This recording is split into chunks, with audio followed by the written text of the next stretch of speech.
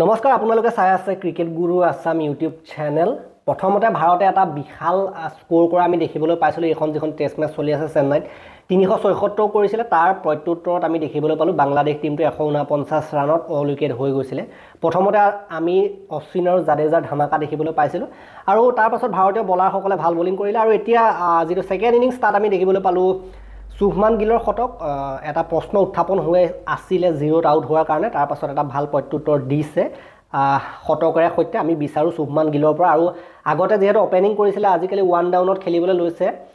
বিৰাট কোহলিটো চতুৰ্থ স্থানলৈ কেতিয়াবাই গ'ল, গতিকে সেইটো পজিশ্যনত ভাল খেলাটো দৰকাৰ আছে আৰু শুভমান গিলে ভাল খেলিছে, ভাল লাগিছে। এইটো অব্যাহত থাকক, এদিন 0 মাৰি আকৌ এদিন 100 মাৰি আকৌ 5 দিনা 1 ৰাউণ্ড আউট হোৱা তেনেকুৱা কৰিলে নহ'ব। মানে একাধিক্ৰমে ভাল খেলি যোৱাটো বিচাৰোঁ।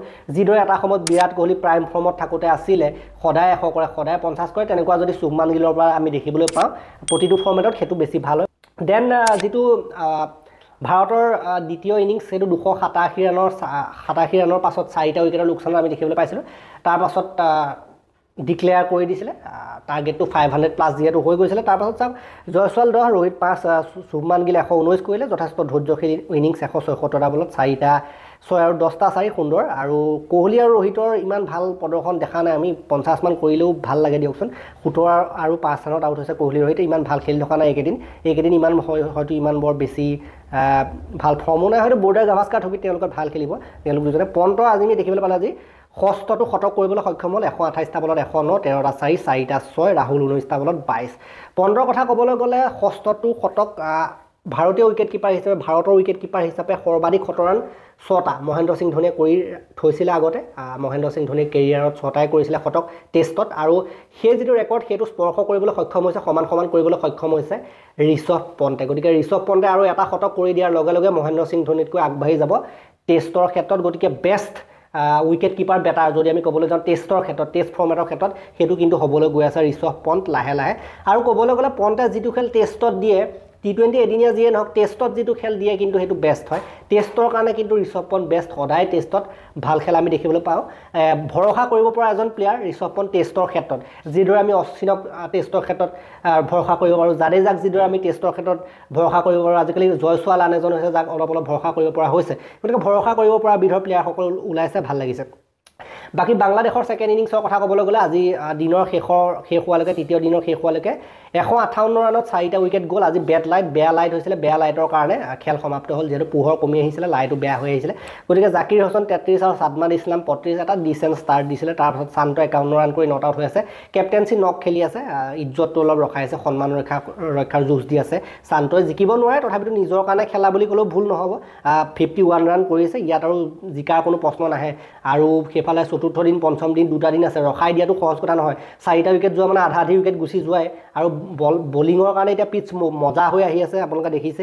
গতিকে ভাৰতীয় বলাৰসকলটো ধুনীয়া ফৰ্মত আছে, গতিকে ইয়াত কোনো চান্স নাই। মমিনুল্লাহ 13 আৰু মুশফিকুৰ ৰহিম 13, সাকিব আল হাছানে 5 ৰান কৰি নট আউট হৈ আছে। আজি জছপ্ৰীত বুমৰাহে এটা আৰু অশ্বিনে 3টাকৈ উইকেট দখল কৰিলে। গতিকে অশ্বিনে ভাৰতত যদি খেল হয় পিটছবিলাকত অশ্বিনেতো ভাল খেলে। গতিকে এনেকুৱা ধৰণৰ পৰিস্থিতি, ভাৰত ড্ৰাইভিং ছিটত আছে আৰু অতি সহজে এই জয় লাভ কৰিব লাগে। আৰু কাইলৈ দিনটো, যিটো চতুৰ্থ দিনত ভাৰতে খেলখন জয় কৰিব লাগে, পঞ্চম দিনলৈকে যাব নালাগে। আজি দিনটোতে শেষ হ'ব নিচিনা লাগিছিলে, কিন্তু আজি যিহেতু খেল অলপ শেষ কৰিবলগীয়া হ'ল বেয়া লাইটৰ কাৰণে, আৰু উইকেট হয়তো অলপ যি কি নহওক বাংলাদেশৰ টিমটোৱে আজি অলপ বেটিঙৰ যদি আমি কথা ক'বলৈ যাওঁ, কিবা এটা মানে অলপ ধৈৰ্য দেখুৱাইছে। বাকী যি কি নহওক, আৰু সিফালে যদি আমি ক'বলৈ যাওঁ দুলীপ ট্ৰফিৰ কথা, দুলীপ ট্ৰফি চলি আছে, আপোনালোকে জানে। ইণ্ডিয়া বাংলাদেশ কভাৰ কৰি থকাৰ কাৰণে, ইণ্ডিয়া বাংলাদেশৰ চিৰিজৰ কথা আমি আলোচনা কৰি থকাৰ কাৰণে সিফালে দুলীপ ট্ৰফিৰ কথাবিলাক আমি আলোচনা কৰিব পৰা নাই। যি কি নহওক, দুলীপ ট্ৰফিত আজি ৰিয়ান পৰাগে প্ৰথমটো ভাল ইনিংছ খেলিছে, অৰ্ধশতক কৰিছে। 73 ৰানৰ এটা ইনিংছ খেলিলে 101টা বলত। এনেও ৰিয়ান পৰাগৰ যিটো টিম ইণ্ডিয়া এইখন খেলত ড্ৰাইভিং ছিটত আছে, জিকাৰ পূৰা সম্পূৰ্ণ চান্স আছে। গতিকে আজি ভাল খেলিলে, 101টা বলত 73 ৰান কৰিলে তেখেতে, 5টা 4, এটা 6। গতিকে যথেষ্টখিনি খেল, কেইখনমান খেল, যথেষ্ট সময়, কেইটামান ইনিংছ দুলীপ ট্ৰফিত ভাল যোৱা নাছিলে।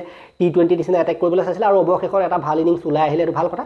অলপ আঘাত পোৱাৰ নিচিনা হ'ল আজি, সেইটো অলপ কনচাৰ্ণ থাকিব, কিন্তু যি কি নহওক ভাল হ'ব, সোনকালে আকৌ উভতিব। ইয়াৰ পাছতো মুস্তাক আলী ট্ৰফিও আহি আছে, আপোনালোকে জানে যে অসমৰ হৈ পেলাই মুস্তাক আলী ট্ৰফিও খেলিব লাগিব। সেইটো হ'ব হয়তো নৱেম্বৰ মানত হয় মুস্তাক আলী ট্ৰফি, নৱেম্বৰ ডিচেম্বৰত, সেইটো সৈয়দ মুস্তাক আলী ট্ৰফি SMT। গতিকে তাৰ ওপৰতো আমাৰ দৃষ্টি থাকিব, ৰিয়ান পৰাগে কি কৰে কি নকৰে। গতিকে এই ভিডিঅ'টো ইমানে। আজি মেইন কথাটো হ'ল যে আজি গোটেই দিনটো আছিলে আমাৰ সেইফালে শুভমান গিল আৰু ঋষভ পন্তৰ নামত দুইজনে নিজৰ ক্লাছ দেখালে গতিকে এই ভিডিঅ'টো মই ইমানটা সমাপ্ত কৰিলোঁ ভাল লাগিলে যদি লাইক কৰিব শ্বেয়াৰ কৰিব চেনেলটোলৈ নতুনকৈ আহিছে যদি ছাবস্ক্ৰাইব কৰি ঘণ্টাটো দবাই থৈ যাবলৈ নাপাহৰিব তেতিয়ালৈকে আৰু এটা নতুন ভিডিঅ' লৈ প্ৰতিশ্ৰুতিৰে বিদায় মাগিছোঁ ধন্যবাদ